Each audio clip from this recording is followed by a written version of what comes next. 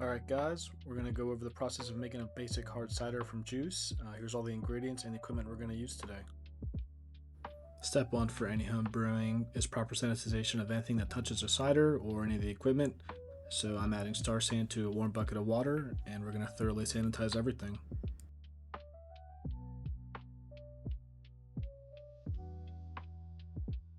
Here you have everything sanitized and air drying. Star Sand's a no rinse solution, so those leftover bubbles are totally harmless.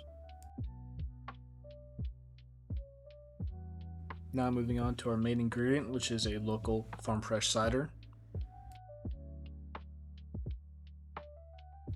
You also can make cider with regular juice from the store. You just want to check the ingredients and make sure that there's no sorbites or sulfites added. So you can see here, there's nothing added to this fresh cider, and then even the store-bought cider, it'll zoom in here and see there's no sulfites or sorbates added, so it should be fun.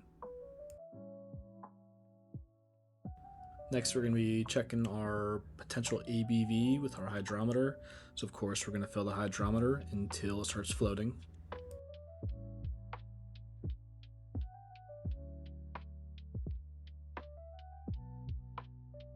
This cider should come out to a very reasonable 7%, which normally is pretty much perfect. I'm actually going to be adding some sugar though to try to get this a little higher.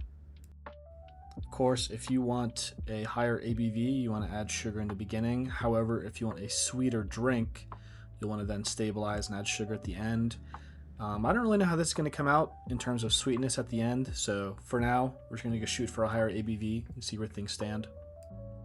You of course want everything incorporated well together if you're going to remeasure the gravity. So you want to mix it up, shake it, do what you got to do. We're going to remeasure the gravity here, and it should top out around 9%, which is perfect, kind of a higher ABV cider. Adding yeast nutrient is always going to be helpful when making any sort of home brew. This gives the yeast kind of the extra kick to help keep it going and help keep a happy and healthy fermentation. You always want to make sure when you're adding yeast nutrient, if you're going to prehydrate it, that it's mixed well, there's no clumps, there's nothing in there, so it's nice and smooth. Our final main ingredient is going to be a Cote Blanc yeast. I prefer to use this for ciders. It ferments strong and usually leaves a crisp and clean finish.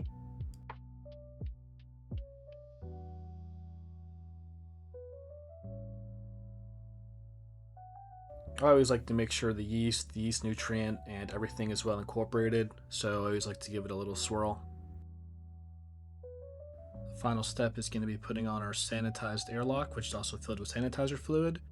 Giving everything another swirl, and there you go, completed, done.